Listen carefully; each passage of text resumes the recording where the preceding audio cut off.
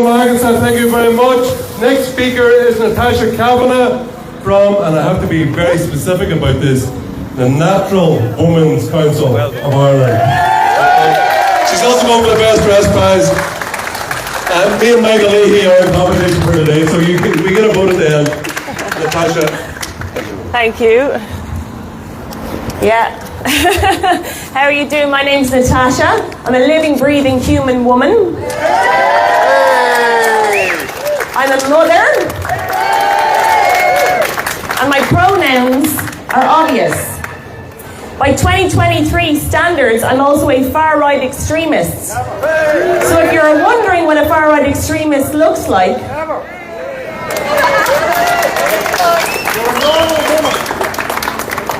but of course, far-right extremists cannot really be defined whenever you ask someone, when you hear people repeating it because they heard it in the media propaganda, or they heard the ministers say it. Because it's always said hand in hand with words of agitator, hateful, bigoted, anti-this, phobic, that. So it must be wrong, right? It must be a bad thing.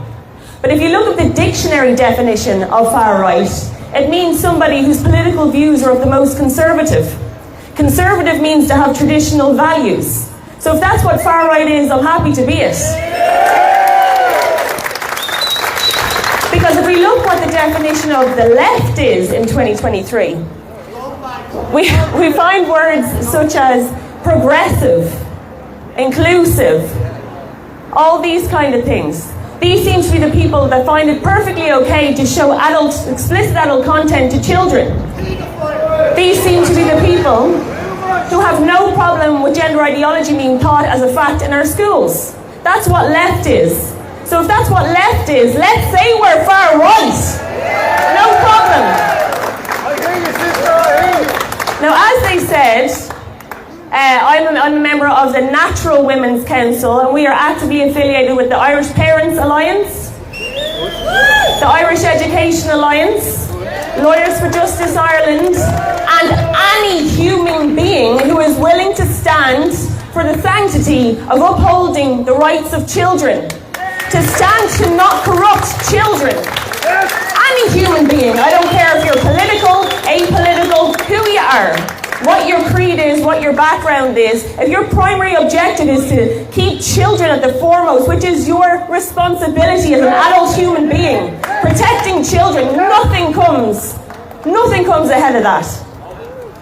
So I wanted to talk to you today about our country. And it was founded on Bunreacht na hÉireann, which is the highest law in this country. Make no mistake about that. No legislation that they bring in, no wishy-washy labels, nothing can be higher than Bunreacht na hÉireann in this country. Bunreacht na hÉireann itself was founded on natural law. It's derived from natural law. And if anyone's interested in reading about natural law, Mark Passio, if you want to go into his website, he's a great resource. Now, the rights that are written in Bunreacht na hÉireann, you see words like natural, inalienable, all these things.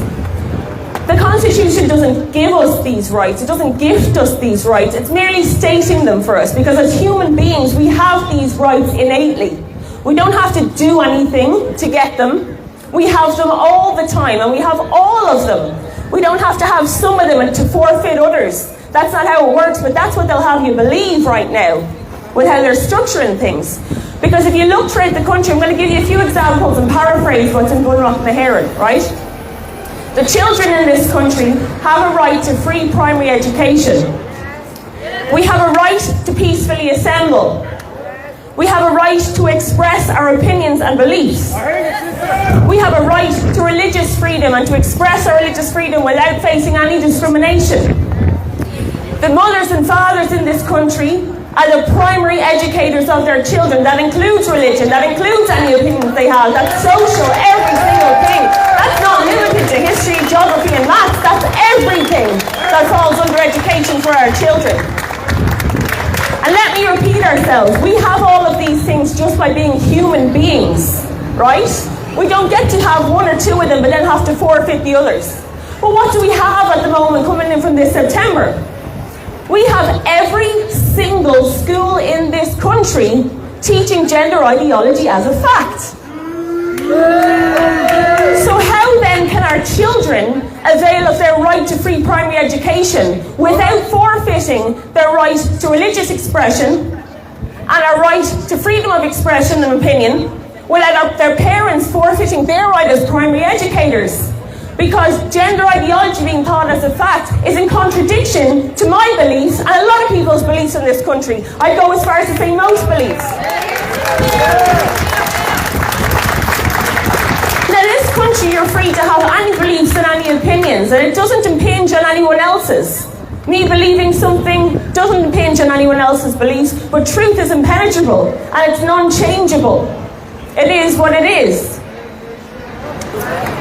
Now, sorry, I got distracted by the dogs. I'm a big fan of dogs. I get very easily distracted. Now, as I say, it's in all the countries. Now, if we have atheists and agnostics living in this country, they have an option to send their children to one of the non-denominational schools or the community schools. Not all of our schools are Christian schools, so they have their rights unimpinged. But we have nowhere to send our kids now without forfeiting our rights. So you must stand up for this, because having all the rights in the world mean nothing if you're not willing to express them. And if you're not willing to stand for them and fight for them when you see that they're being impinged. Because these people want to create a false mass consensus that everyone's in agreement that this is the new truth. Well, they can have their new normal, but they're not going to impinge on my rights, and they're not going to impinge on my child's rights.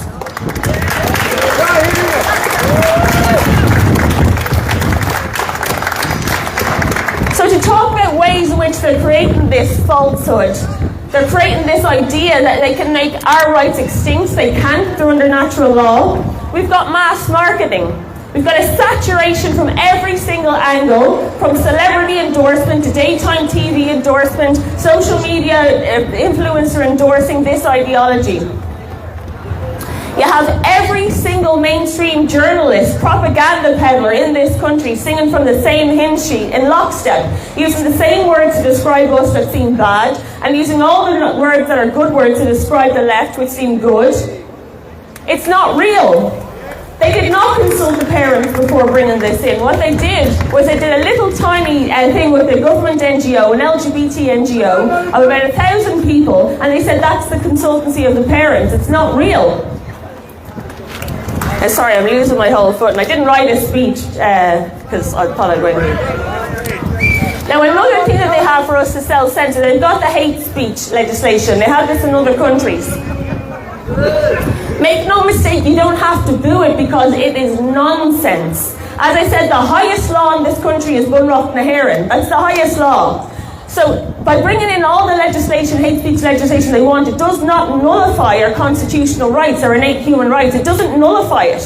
So if I'm to be taken to court on hate speech because I said there are two sexes, a judge would then have to rule against and say, you don't have any religious rights, you don't have any religious expression, because the first page of my doctrine says, and I'm paraphrasing, that there are only two sexes. A judge would have to rule, you don't have a right to freedom of expression. No judge is going to rule this. The only reason that this hate speech legislation is being put forward is to incite fear so that you will self-censor yourself. That's the only reason, that's the only purpose. Do not let them self-censor yourself. Don't whisper your opinions, say them out loud. Now more than ever is when you need to express them. If you don't use your human rights, there is no point in having them. They're already creating this false mass consensus. So if we keep going, they're going to create an illusion that our human rights are extinct. Don't let them do that. So in the nature of practicing what I preach, I'm also going to explain something about myself at the end here. But I'm going to say, first of all, that you have options, and this is one of the ways that you can exercise them. Go onto the Parents' Rights Alliance website and download the opt-out letter. Fill it in and give it to your child's principal, your child's school principal, to opt your children out. That is essentially exercising your rights as a primary educator and your religious rights, if that's what it falls under, and your freedom of expression by telling the principal that you do not consent to them teaching this gender ideology to your child, and therefore it is illegal and unconstitutional for them to go ahead and do it anyway. Now, this isn't the be-all and the end-all. It's not ideal. The ideal would be that it's not in any of the schools, or at least not in most of them. But if you submit this, and if enough parents submit it, then they will have to face the fact that, well, the majority of parents simply don't want this. It's breaking down the false mass consensus. They're not going to have a situation where they're taking the majority of children out of class to indoctrinate 1 or 2 kids that are left in there. They're not going to have that. They're going to have to. And we have handed out over 200,000 leaflets nationwide, and most parents don't know that this is going on. They don't know this is going on. So printing this opt-out letter for yourself isn't enough. You need to stand and face these labels in the face and say, go on, take your best shot, because they are not truth. It doesn't matter what labels you throw at me. Truth is what it is. I know what I am. I don't need anyone to affirm me. That makes no sense. My truth is what it is. My beliefs are what they are. No words you say can take them. So stick your head up out of the trenches and send this opt-out letter PDF and the leaflet information, what's in the school system, to every parent group that you're on. Sports groups, school parent groups. Send it to everyone. Now, you might get called homophobic. Send it out there, because it only works if the majority parents are doing this. The majority of people are opting out. And then additionally, we have a board of management letter where the principals themselves can opt out their entire school out of this curriculum. But now, as I say, over 200,000 leaflets nationwide. We have seen the principals. Some of them are far left. Some of them are cowards. Because that's all we have at the moment. That's all we have. There is no grey in this. You're either fighting for children or you're enabling the destruction. There's no grey anymore. So imagine then the principal in your school is getting inundated with opt-out letters, and you're giving them the board of management PDF and saying, have you sent this? What can they say? They have a stack this high. So it's either going to empower those principals to go with their board of management letters who are otherwise cowardly, and go with a stack of the parents' opt-out letters and say, here, I'm opting out the whole school because none of the parents want this, here's the proof. Or it's going to light a fire under the far left principals by saying, we clearly don't want it, and if you don't act on our behalf, as is our right as primary, first and foremost, pinnacle, primary educators of our children, then you are breaking the law, and we'll hold you personally responsible for not opting out this school. We need all of you. We need all of you to act here. And we have a third thing that we're also working on, right? Because we know this isn't going to happen overnight, because some of you may not be aware, but the guidance that's been sent out to teachers all over this school is that when they go back in September, they should kickstart their year by telling the pupils in their class what their pronouns are. Can't you just imagine that? So even if your child isn't of one of the years, the prepubescents and adolescents are going for them first on purpose, because that's where social contagion is most rife. Look through any psychological studies and you'll see that that's the age group. And of course, if you're going to look into the medications and all different types of things they're doing, they can do the most damage if they get in at that age. The most irreversible damage, but all the damage is irreversible, no matter what age you start taking this shite at. Our third option is that we are creating a web of homeschooling co-ops, because also under Bunrock Nahéireann you have the right to homeschool your kids. But these little jokers, these ministers in the government know, because it's by design, another spoke in the wheel. They know that most households cannot afford to stay and educate their children for 5 days of the week and forfeit working. Their other right. So we're creating a homeschool co-op web throughout the country, which means that you only have to give 1 day a week to homeschooling. Marry up with other parents, and you can each take turns and create a system. We have a stack this high of all of the educational tools that you could possibly need. So if you want information on this, you go onto the Education Alliance, Irish Education Alliance website, and you ask to be put on Natasha's mail list, and I'll get back in touch with you. We have options. So I'm sorry, I've probably gone way over. I do tend to ramble. The last thing I wanted to do was stand here and proclaim something, and I ask every person to start proclaiming your beliefs and your rights in everyday conversation. Ask yourself, why am I whispering that? Why am I putting a but after the fact? So I'm going to tell you now, I am a Christian. And I'm not going to say, I'm a Christian but I think everyone should be able to, live and let live and all that. I'm a Christian, but don't be going thinking I'm one of those Christo-fascists now. There's no but, there's no need for it. Because if you are a Christian, or indeed if you're not a Christian, but you've read the Holy Bible, you will know that I believe that we are all equal under God. All of us. You will know that I believe that we all have free will. All of us. We don't need to be affirmed this, that and the other. We all have free will. You will know that I'm required to love my neighbour. That might be loving the sinner, but not the sin. But I'm required to love my neighbour. So I have no hate. You will know that I'm designed and created to have no fear. I have no phobias.